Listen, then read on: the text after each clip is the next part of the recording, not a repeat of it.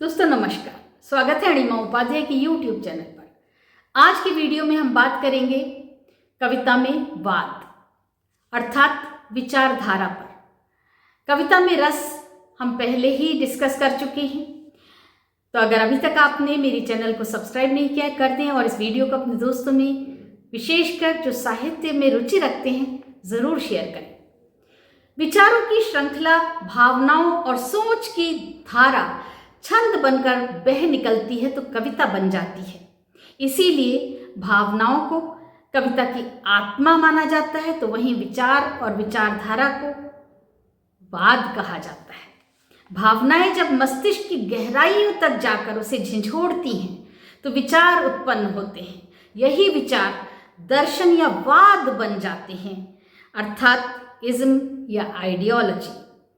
जब विचार भावनाओं को आंदोलित कर व्यापक रूप प्रदान करता है, तब ये विचार व्यक्तिगत न रहकर जन जन तक पहुंचने वाला क्रांति का स्वर बनता है। तो कभी सृजनात्मकता, मौलिकता, नए अवसर, नए आयामों को बल देने वाली विचारधारा बनकर उभरता है। इसीलिए कोई भी कवि अलग अलग समय में अलग अलग परिस्थितियों के वशीभूत किसी एक वाद में बंधकर कविता नहीं करता, क्योंकि भावनाएं तो समयानुसार बदलती हैं। यही कारण है वही कवि कभी यथार्थवाद पर, तो कभी रहस्यवाद पर, तो कभी मानवतावाद पर कविता करता नजर आता है। कवि और उसकी कलम कभी मजबूर नहीं होती, वो स्वतंत्र होती है। विचारों की स्वतंत्रता व भावनाओं का उद्वेलन कवि की कविता में भी झलकता है। यही वजह है कि वो एक धारा में बंध कर नहीं रहता। जैसे मनुष्य के मन में भाव बदलते हैं, तो विचार भी अलग होना स्वाभाविक ही है। जब मन प्रसन्न होता है तो सब कुछ अच्छा लगता है, तो वहीं जब मन दुखी होता है तो खुशी में भी मन को खुशी नहीं मिलती और वो लगातार निरंतर निराशा के सागर में गोते लगाता दिखलाई पड़ता है।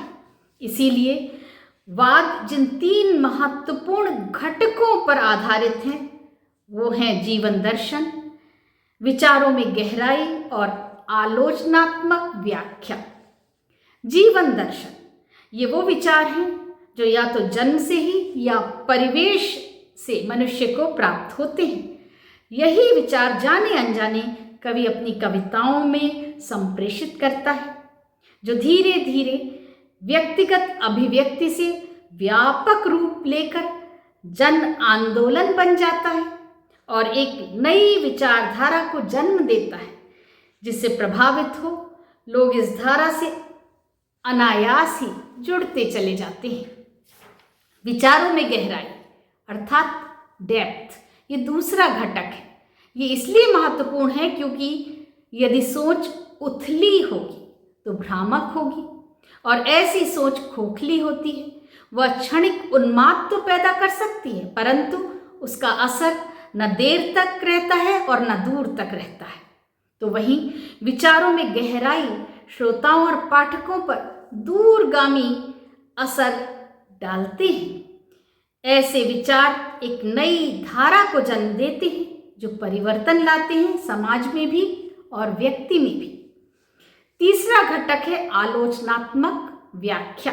यदि कवि के पास अपने विचारों की आलोचना सुनने व सहने का मादा न हो तो वो सकारात्मक रचनाकार नहीं बन सकता, क्योंकि सकारात्मक सोच ही रचनात्मकता और कल्पना को प्रोत्साहित करती है, जिसमें भावनाओं को शब्दों के प्रवाह में ढालने की क्षमता मिलती है और रचना विस्तार पाती है। ऐसे व्यक्ति बिना हिचकिचाहट अपने विचारों को स्वतंत्रता के साथ, चाहे वो लीक से हटकर ही क्यों ना हो, रखने की हिम्मत रखते हैं। तो अब हम विचारधारा के महत्वपूर्ण घटक जानने के बाद ये भी जान चुके हैं कि वाद अर्थात विचारधारा, आइडियोलॉजी जब भावनाओं के साथ मिश्रित होकर संतुलित रूप से बहती है तो प्रभावशाली रचना का सृजन होता है। इसीलिए किसी भी कविता में भावनाओं अर्थात रस और विचारधारा अर्थात वाद का संतुलित समावेश होना बेहद जरूरी है। तो चलिए अब बात करते हैं कविता में विभिन्न विचारधाराओं अर्थात वाद की। कविता या साहित्य में मुख्यतया जो वाद बताए गए हैं वे हैं छायावाद, रहस्यवाद, आदर्शवाद, प्रगतिवाद, यथार्थवाद, मानवतावाद, प्रेमवाद और प्रयोगवाद। हालांकि मैंने पहले भी वीडियो में कहा है कि किसी भी कवि को किसी एक वाद से जोड़कर नहीं देखना चाहिए, क्योंकि कवि समयानुसार अलग अलग विचारों से प्रेरित होकर कविता कहता है। शुरुआत करते हैं रहस्यवाद से। इसे मिस्टिसिज्म भी कहते हैं। इस वाद से प्रेरित कवि ईश्वरीय सत्ता, परम सत्य या अलौकिक सत्ता के साथ प्रत्यक्ष व्यक्तिगत और अंतरंग अनुभवों की खोज के विषय को संदर्भित करता है। कविता के माध्यम से जो सामान्य ज्ञान या बौद्धिक समझ से परे होती है, ये किसी धर्म विशेष तक सीमित नहीं रहती। यहाँ कवि अति गूढ़ रहस्यों का रहस्योद्घाटन अपने अनुभवों व विचारों द्वारा करता हुआ प्रतीत होता है। और ये विशेषकर अद्वैतवाद से रिलेटेड भी कही जा सकती है, जहाँ निर्गुण संत कबीर अंतर्मुखी रहस्यवाद की बात करते दिखलाई पड़ते हैं। माला फेरत जगमुआ मिटाना मन का फेर, कर का मन का डारी दे मन का मन का फेर। तो वहीं सूफी कवि जायसी प्रेम और भक्ति की परम सत्ता से बहिर्मुखी रहस्यवाद से जुड़ते हुए नजर आते हैं। अखरावट में वो कहते हैं, गगन होता नहीं मही होती, होते चंद नहीं सूर, ऐसे ही अंधकूप महा रचा मोहम्मद नूर। जब ना आसमान था, न धरती, न चांद और सूरज थे, पूर्ण अंधकार था, अंधेरा था, उसमें भी ईश्वर ने, मोहम्मद ने अपना नूर बिखेरा, अपनी रोशनी बिखेरी। तो वहीं पद्मावत में जायसी कहते हैं, कमल जो बिगसा मानसर, बिनु जल गयो सुखाई, सूखी बेल पुनि पलु है, जो प्रिय सींचे आई। जो कमल मानसरोवर में खिला था वो भी बिना पानी के सूख गया है, लेकिन वही बेल फिर से जी सकती है अगर प्रिय आकर उसको सींचे। तो प्रेम का कितना सुंदर उदाहरण है। लेकिन ये देखने में तो लगता है नागमती के विरह की बात कही जा रही है, लेकिन ये प्रेम सूफी रूहानी प्रेम है। और अब बात करते हैं आदर्शवाद की, आइडियलिज्म की। इस विचारधारा को भक्ति काव्य से जोड़कर देखा जाता है, क्योंकि भक्ति में जिस प्रेम से मनुष्य जुड़ता है वो धीरोदात्त नायक होता है, अर्थात परम ज्ञानी, परम आदरणीय, आदर्श युक्त, और वो सिर्फ ईश्वर हो सकता है। इसीलिए इसे द्वैतवाद से भी जोड़कर देखा जा सकता है। इस विचारधारा की कविताएं यूं तो प्रेम रस में सराबोर होती हैं, परंतु ये परम अलौकिक हैं, तृष्णा रहित हैं, जिसमें सिर्फ समर्पण का भाव है, निस्वार्थ है, न पाने और न खोने का भय है, क्योंकि स्व को समर्पित किया जा रहा है बिना किसी अपेक्षा के। मीराबाई, रसखान, तुलसीदास, सूरदास, भक्त रैदास आदि इसी धारा के कवि हैं। मीराबाई कहती हैं, मेरे तो गिरधर गोपाल दूसरो न कोई, जाके सिर मोर मुकुट मेरो पति सोई। तो वहीं तुलसीदास जी कहते हैं, तुलसी भरोसे राम के निर्भय हो के सोए, अनहोनी होनी नहीं, होनी हो सो होए। और भक्त रैदास कहते हैं, रैदास प्रेम नहीं छिप सकई, लाख छिपाए कोय, प्रेम न मुख खोले कभऊ, नैन देते हैं रोए। और अब हम बात करेंगे प्रतीकवाद की, सिंबॉलिज्म की। प्रतीकवाद की विचारधारा वाले कवि लक्षणों, प्रतीकों यानी रूपक और मेटाफर के माध्यम से बात कहते हैं। इस विचारधारा के कवि शाब्दिक अर्थ के परे किसी गहरे अमूर्त विचार, भावना या अवधारणा को व्यक्त करते हैं, जिससे उनकी कविता में सूक्ष्मता यानी गहराई आ जाती है। इसीलिए ये वाद छिपे हुए अर्थों और भावनाओं को व्यक्त करने का सशक्त माध्यम बना। इस विचारधारा के कवियों को रीतिकाल से भी जोड़ा जाता है, जो 1650 से 1850 ईस्वी के मध्य का काल है, जिसमें अक्सर दरबारी वातावरण और विलासिता को कला के द्वारा अलंकृत किया जाता था व गहराई प्रदान की जाती थी। कवि भूषण कहते हैं, प्रेतनी पिशाच अरु निशाचर निशाचर रहु, मिली मिली आपस में गावत बधाई हैं, भैरव भूत प्रेत भूरी भूधर भयंकर से, जुत्थ जुत्थ जोगिनी जमात जुरी आई हैं।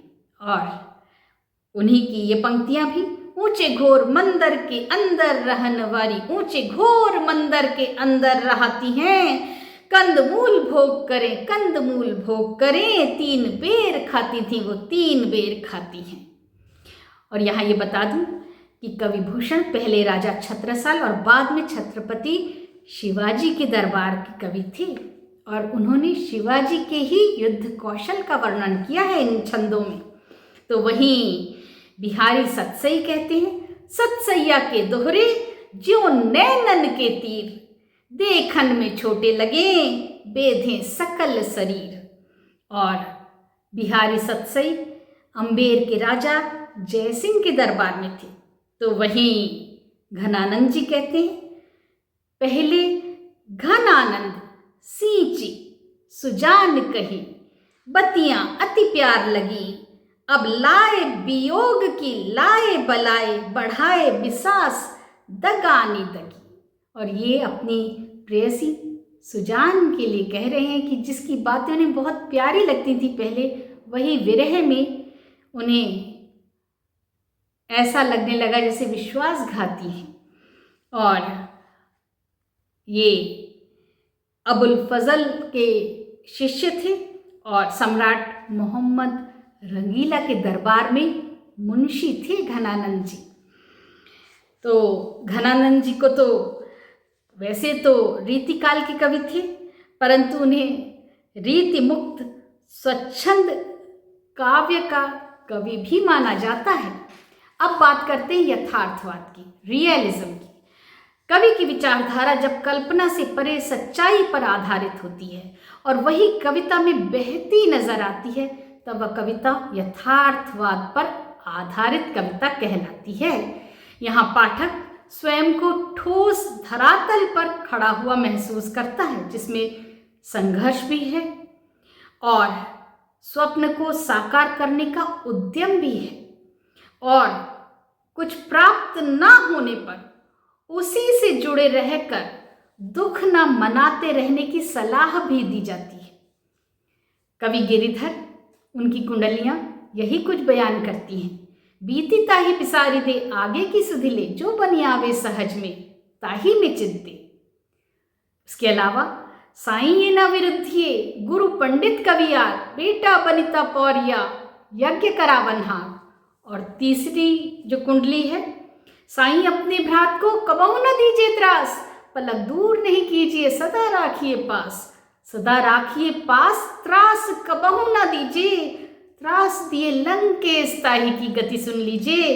कह गिरिधर कविराय, राम सो मिली गो जाई, पाए विभीषण राज्य लंकपति बाज्यो साई। यहाँ वो यही कहते हुए नजर आ रहे हैं कि बीती बातों को भूलकर आगे बढ़ो और किन किन लोगों से कभी बैर मत रखना, शत्रुता नहीं करना, और अपने भाई को तो सदैव अपने पास रखना, उसको प्रेम देना, क्योंकि अगर शत्रुता करोगे अपने भाई से तो विभीषण जैसा रावण के साथ हुआ वैसा हो जाएगा, राम भी मिल जाएगा और विभीषण को राज्य मिल जाएगा और लंकापति का तो जो हश्र हुआ वही होगा। तो वहीं मॉडर्न कवि बाबा नागार्जुन की पंक्तियां भी इसी बात पर आधारित है। गूंगे रहोगे गुड़ मिलेगा, गूंगे रहोगे गुड़ मिलेगा, रुत हंसेगी दिल खिलेगा, पैसे झरेंगे पेड़ हिलेगा, सिर गायब टोपा सिलेगा। ये कविताएं कड़वी सच्चाई बयान करती हैं और हमेशा समसामयिक ही रहेंगी, एवरग्रीन पोइट्रीज हैं ये। अब बात करते हैं प्रयोगवाद की, एक्सपेरिमेंटिज्म। जब काव्य में बौद्धिकता भावनाओं पर भारी हो जाए जिसके कारण कभी कभार वो दुरूह जान पड़े, ऐसी कविता प्रयोगवाद पर आधारित मानी जाती है। इसमें अतिशय बौद्धिकता के अलावा निराशा, कुंठा, लाचारी और अनास्था भी कभी कभी शामिल हो जाती है, जिससे ये नैतिकता के बंधनों को लांघते हुए भी प्रतीत होती है। विचारों की घोर स्वतंत्रता लेकर इस कविता की विचारधारा को कवि अज्ञेय को इसका प्रवर्तक होने का श्रेय प्राप्त है। उन्हीं की कुछ पंक्तियां, आओ हम उस अतीत को भूलें और आज की अपनी रग रग के अंतर को छू लें इसी क्षण, क्योंकि कल वे नहीं रहे, क्योंकि कल हम भी नहीं रहेंगे। ये अज्ञेय जी की पंक्तियां हैं। तो वहीं धर्मवीर भारती का अंधा युग से भी कुछ पंक्तियां आपको सुनाती हूँ। तत्पश्चात एवाभिजन हेतु सत्ता होगी उनकी, जिनकी पूंजी होगी, जिनके नकली चेहरे होंगे केवल उन्हें महत्व मिलेगा, राज्य शक्तियां लोलुप होंगी, जनता उनसे पीड़ित होकर गहन गुफाओं में छिप छिप कर दिन काटेगी। तो वहीं मुक्तिबोध की कविता चांद का मुंह टेढ़ा इसी बात पर आधारित है। हरिजन गलियों में लटकी है पेड़ पर कुहासे के भूतों की सांवली चूनर, चुनरी में अटकी है कंजी आंख, गंजे सिर, टेढ़े मुंह चांद की। और वहीं सर्वेश्वर दयाल सक्सेना जी की काठ की घंटियां भी इसी बात पर हैं। बजो ओ काठ की घंटियों बजो, मेरा रोम रोम देहरी है, सूने मंदिर की सजो, ओ काठ की घंटियों बजो।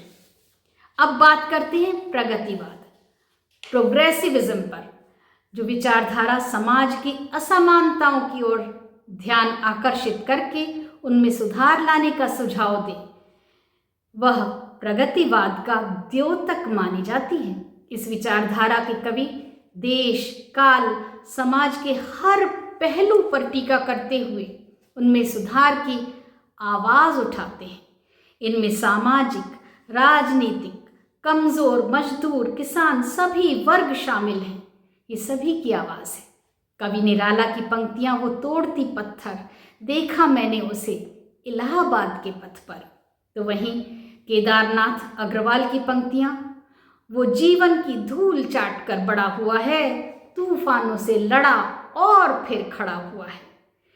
इस विचारधारा के बेहतरीन उदाहरण हैं। अब बात करें मानवतावाद की, ह्यूमैनिज्म।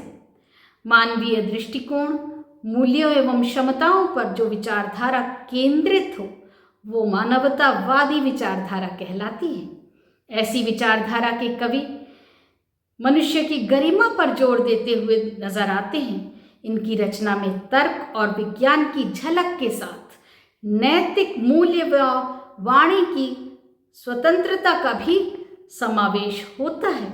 ऐसी विचारधारा युक्त कविता निर्णय की स्वतंत्रता व साझा मानवता अर्थात समान अधिकार पर जोर देती है।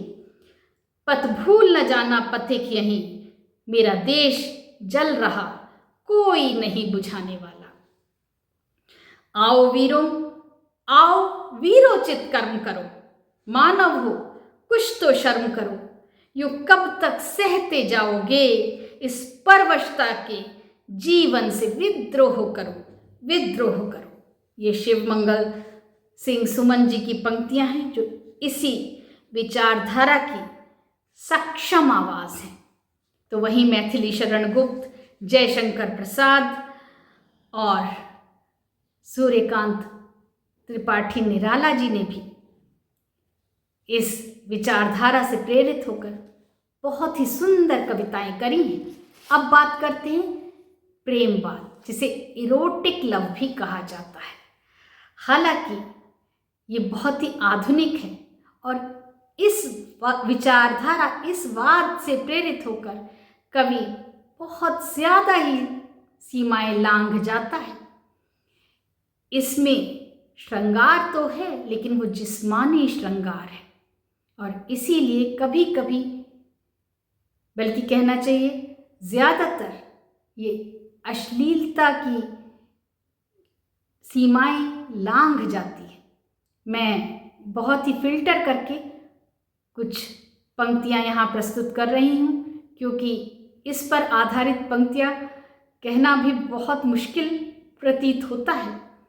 मंजरी श्रीवास्तव की ये पंक्तियां, आह कितनी रहस्यमयी रात थी वो, कितनी महान, जब तुम मेरे लिए रोशनी और गीत बन गए थे और अब पंख बन गए हो। तो वहीं अभिजीत की ये पंक्तियां भी इसी बात पर आधारित हैं। मैं तुम्हें देर तक नहीं, दूर तक देखता हूँ, जैसे टूट कर देखता हूँ। और जैसा कि मैंने कहा कि मैंने बहुत ही फिल्टर करके बहुत अच्छी पंक्तियां यहाँ पर प्रस्तुत की हैं। अब बात करते हैं छायावाद यानी रोमांटिसिज्म, जिसे शैडोइज्म भी कहा जाता है। ये बहुत ही अनुपम और निराला दृष्टिकोण है, जिसमें कुतूहल है। ये चिर मनोहारी विचार है जिसमें बुराई दिखलाई नहीं पड़ती। इस विचारधारा के कवि यदि बुराई देखते भी हैं तो या तो वो उसे कोमल भावनाओं की उपेक्षा के रूप में देखते हैं या सौंदर्य की नश्वरता के रूप में। इसीलिए छायावादी कवि करुण प्रसंगों पर भी बहुत सुंदर लिख पाते हैं, क्योंकि उनकी रचना में करुणा के साथ सौंदर्य का मिश्रण होता है। इस विचारधारा के कवि छाया यानी शैडो से कहीं अधिक कल्पना, प्रकृति, व्यक्तिगत भावनाओं पर ज़्यादा जोर देते दिखलाई पड़ते हैं। इसीलिए इसे रहस्यवादी रोमांटिसिज्म भी माना जाता है। छायावाद के कवि अपनी व्यक्तिगत अनुभूतियों, जिसमें वेदना, रहस्य, सौंदर्य, रोमांस शामिल है, व्यक्त करते हैं। इन अभिव्यक्तियों को व्यक्त करते समय वे प्रकृति का भी अवलंब लेते हैं, उसका मानवीयकरण करके, मानो वे प्रकृति में मानव प्रतिबिंब देख रहे हों। कभी कभी इस विचारधारा से प्रेरित कविता में लौकिक प्रेम के माध्यम से अलौकिक प्रेम की अभिव्यक्ति होते हुए भी प्रतीत होती है, जो पुराने मतों को तोड़ती नजर आती है।